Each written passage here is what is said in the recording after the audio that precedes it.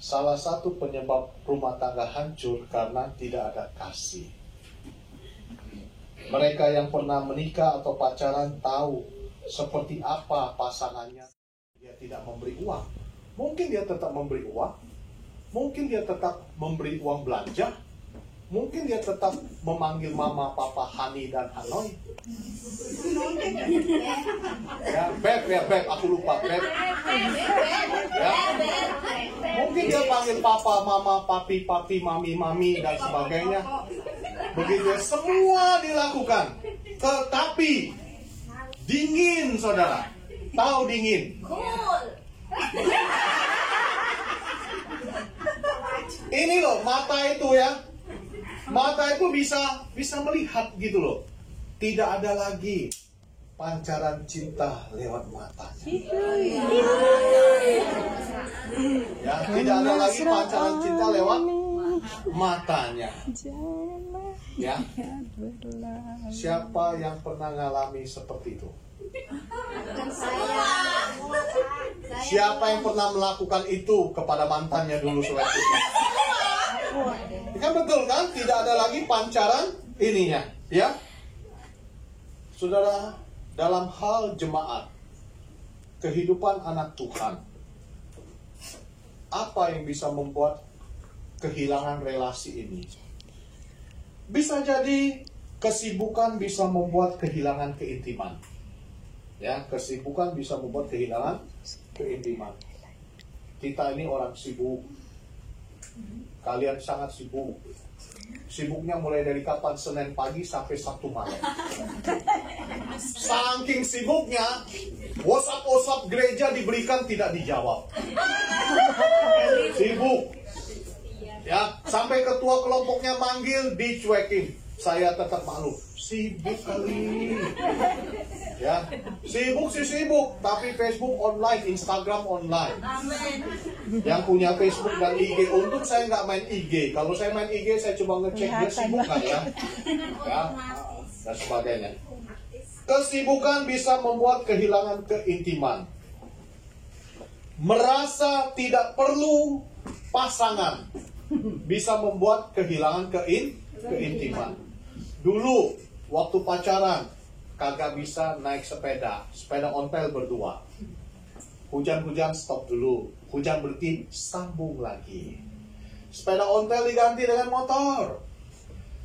Motor hujan tetap berhenti, stop dulu. Sudah itu Tuhan memberkati.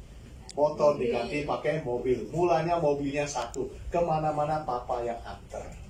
Nah, lalu kemudian papa punya uang beli mobil dua. Papa satu, mama satu. Papa ke kiri, mama ke kanan. Papa punya penumpang lain, mama punya penumpang yang lain. Nah, masing-masing bekerja, masing-masing punya kartu kredit, masing-masing punya duit. Tidak ada komunikasi. Tidak perlu, saya tidak perlu kamu kok. Saya bisa hidup sendiri. Apalagi kalian yang mantan-mantan pekerja di luar negeri. Kalau kamu tidak susah, majikan lamaku panggil saya datang lagi. Hebat. Itu namanya tidak memerlukan satu dengan yang lain. Kenapa bisa kehilangan keintiman? Ada pihak ketiga juga yang membuat kehilangan keintiman. Hari ini di Hong Kong ada namanya si Fajar. Kalian dengar nggak berita si Fajar? Ya. Ganteng ya. Lalu kemudian orang Lampung itu loh yang dikerjain sampai mati tuh. Ya, orang-orang Lampung jangan bikin malu lagi ya. Ya, siapa yang orang Lampung di sini nih? Nah, orang Lampung ya. Ya. Orang Lampung ya. Untung dia bukan orang Lampung anak bapak ya. Nah, saudara, ada dia kerjanya apa? Kerjanya cuma ganggu orang, mengganggu keintiman orang lain. Untuk kasus jemaat di Efesus tidak dijelaskan apa penyebab kehilangan kasih mula-mula dari mereka. Tidak disebut.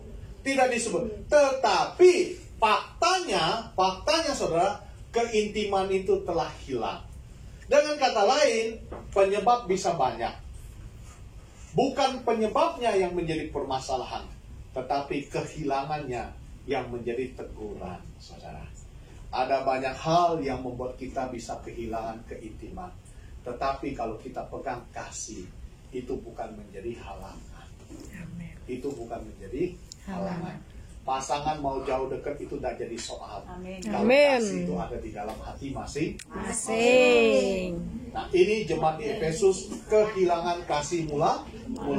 Teringat saya dengan ucapan Tuhan Yesus di dalam Yohanes 15. Di luar aku, kamu tidak dapat berbuat apa-apa. Berarti saudara, orang yang tidak punya keintiman dengan Tuhan itu sebenarnya orang yang paling lemah. Ya, orang yang paling lemah. So firman Tuhan bilang apa? Di luar aku kamu tidak bisa berbuat apa-apa. Tuhan Yesus kasihan dengan jemaat di Efesus. Tuhan Yesus tidak mau jemaat di Efesus itu tidak sanggup menyambut kedatangannya yang kedua kali. Dan saya percaya Tuhan Yesus juga kasihan dengan orang Kristen pada masa kini. Kasihannya apa? Karena banyak orang Kristen masa kini tidak mempunyai keintiman dengan Tuhan, sehingga tidak punya kekuatan untuk mempersiapkan diri untuk menyambut kedatangan Tuhan yang kedua kali. Datang ke gereja sih datang, tetapi hatinya tidak pada Tuhan Yesus. Memberikan persembahan sih memberikan persembahan, tetapi memberikan persembahan bukan karena kasih pada Tuhan, supaya amplopnya terlihat tebal dan namanya tercatat. Melayani bukan karena untuk mengasihi Tuhan, tetapi supaya dilihat orang betapa hebat dirinya. Saudaraku yang dikasihi Tuhan, teguran yang sama juga datang kepada orang Kristen pada masa kini. Barangkali kita telah kehilangan kasih yang mula. Dulu waktu bertobat, pintu gereja belum buka. Ibu ada di mana? Bapak ada di mana?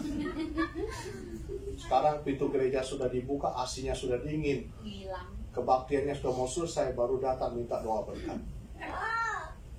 Jangan demikian, saudara.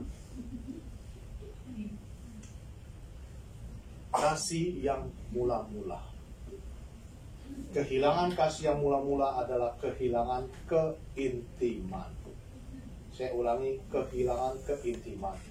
Kehilangan keintiman itu adalah kehilangan yang terbesar dalam perjalanan kita sebagai anak Tuhan. Kehilangan yang terbesar dalam perjalanan kita sebagai anak Tuhan. Dalam hal suami istri, kami kalau turun dari rumah itu jam 7 kurang 15, kami selalu menjumpai sepasang kakek nenek yang masih bergandengan tangan. Ya, makanya istri saya selalu bergandengan tangan, bukan karena takut saya hilang. Tapi kami mau bergandengan tangan sampai tua. Amin. Maka kita syukur tinggal di Hong Kong, ranjangnya kecil, kalau tidurnya tuh nempel. Kalau di Indonesia kan ranjangnya gede, 2x2, kalau di Hong Kong kan 1,20 m, cukup kecil ya.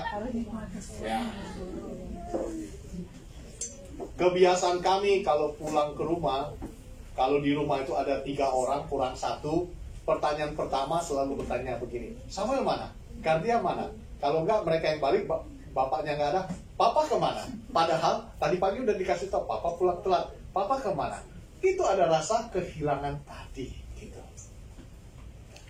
Nah, terakhir, ini cuma alat checklist ya, alat checklist. Saya ini kasih saya hilang apa tidak? Saya kasih beberapa kalimat saja ya, kalian cek sendiri hatimu ya, tidak usah ngaku dengan saya nggak ada guna. Tapi saya mau kalian bertobat, beritahu kiri kanan kalau kena dirimu tobat ya.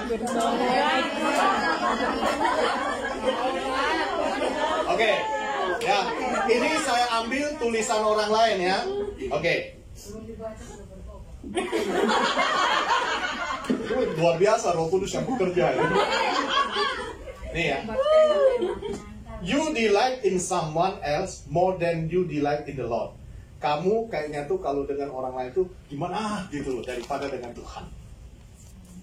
Tidak lah. Gak usah jawab. Ya, you delight in someone else. Kamu kayaknya kalau dengan orang lain tuh hidup banget begitu loh. Kalau dengan itu mati. Ini sama juga dengan di rumah tangga ya. Kalau dia pergi main dengan temennya, ketawa banget. Tapi kalau dia jalan dengan istrinya,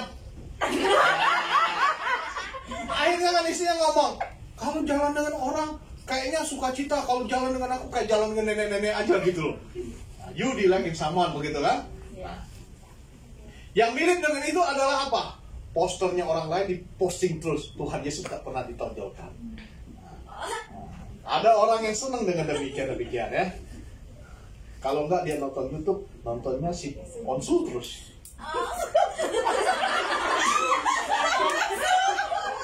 Bukan nonton Tuhan Yesus. Bawa dia, siapa yang tukang buka konsul? Yang kedua,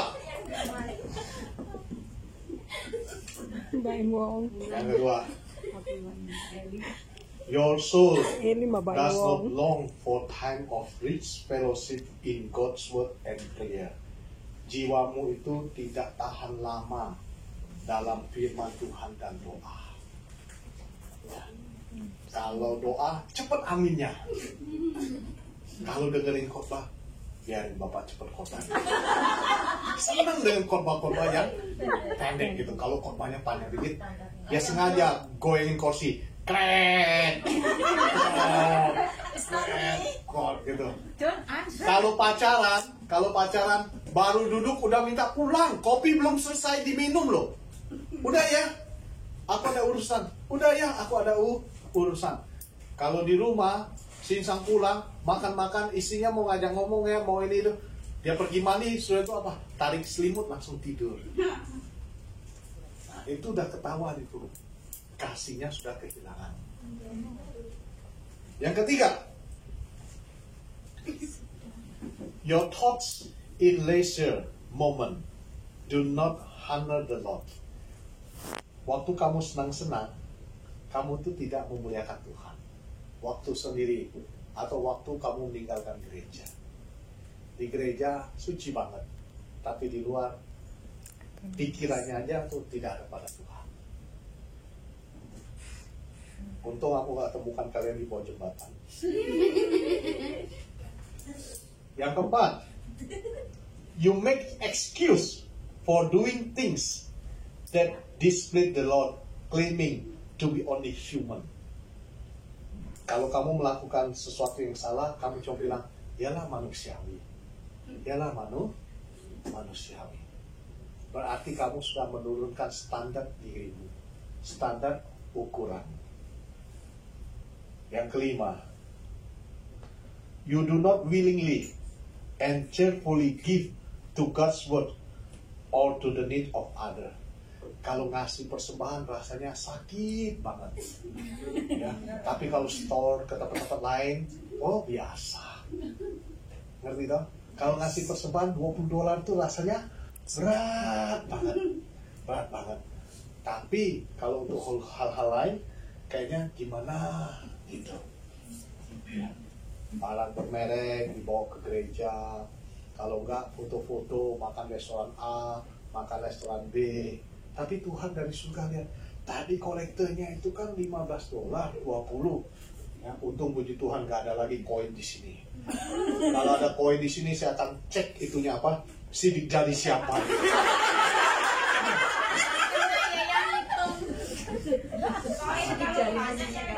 Ya, nah saudara, ada rasa kan? Sama kan? Kalau kita nggak punya kasih, kita nggak mungkin mau kasih barang yang mahal toh. Kita hanya punya kasih memberikan kalau itu. Nah, saya sebagai suami, saya selalu kalau istri saya mau beli apa, saya bilang silakan beli. Begitu. Saya kemarin jalan lagi ke Sogo. Sogo itu setiap minggu ada barang obral, bermerek. Tapi begitu masuk ke situ saya nggak mau beli. Kenapa? Saya sayang. Buat apa beli? Lemari sudah penuh. Tidak beli pun sudah ganteng, apalagi harus beli. Saya tidak perlu menggoda orang lain karena saya sudah menjadi milik orang. Ya tidak perlu barang-barang bagaimana. Ini saya pakai ini gara-gara MC mau pakai kebaya. Kalau MC tidak pakai kebaya, saya nggak pakai jas hari ini. Ya, masa saya nggak pakai kebaya, pengkhotbahnya pakai biasa. Saya nggak mau kalah cuma dalam hal itu doang begitu ya. Dan ini pun just pemberian orang begitu. Nah saudara, kadang-kadang kita kan terhadap hal-hal begitu kan besar, ini kecil. You choose to treat others as you would treat the Lord. Ini kalau dasar terjemahannya itu, kalau kamu itu berupaya banget untuk menyenangkan orang lain, tapi tidak berupaya banget untuk menyenangkan Tuhan. Kalau untuk orang lain itu dipikirin, orang itu ulang tahun ya, hadiahnya apa ya? Keluar Sogo lantai 1 sampai lantai 7 kali turun naik kali, hanya untuk mencari hadiah apa yang pantas begitu. Tapi kalau buat Tuhan, cincailah, ala kadarnya lah, asal-asalan lah, seperti itu. Ya, betul kan? Coba kalau dulu waktu pacaran, pacarnya bilang nanti malam saya mau numpang makan di situ. Wah, itu luar biasa ya. Dari pagi sampai malam semua masakan disuguhkan. Tapi begitu sudah menikah, masak sendiri. Itu aja kok nggak bisa. Nah, itu namanya sudah meninggalkan kasih mula. Dan isi saya, puji Tuhan, dari dulu sampai sekarang sama, nggak pernah nyiapin.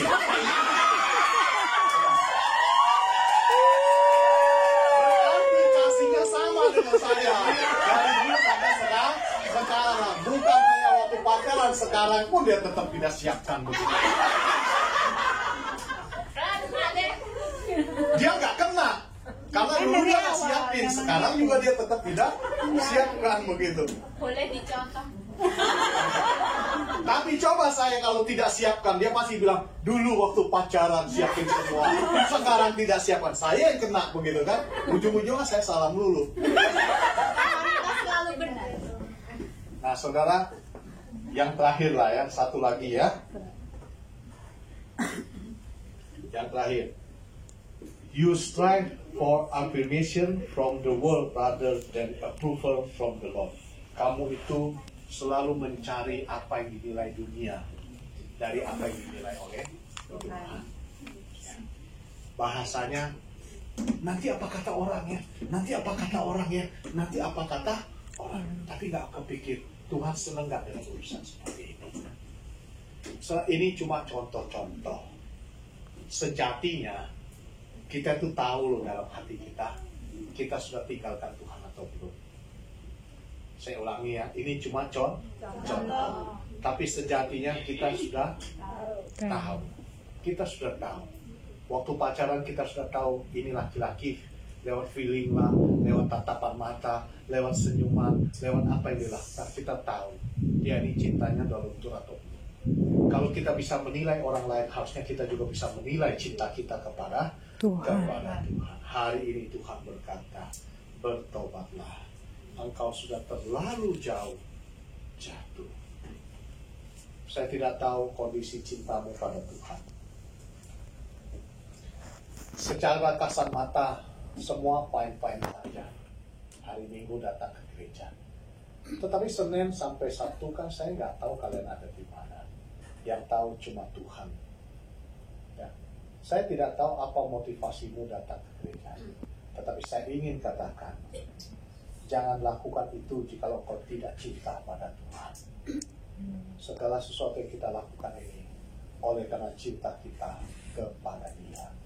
Orang yang paling lemah adalah orang yang tidak punya keintiman dengan Tuhan. Orang yang paling kuat adalah orang yang punya keintiman kepada Tuhan. Ketika engkau punya keintiman dengan Tuhan, mau corona, COVID-19, 20, 21, sampai 19, tidak akan menjauhkan kita daripada Tuhan. Itu Roma 8 ayat 30. Tuhan Yesus memberkati.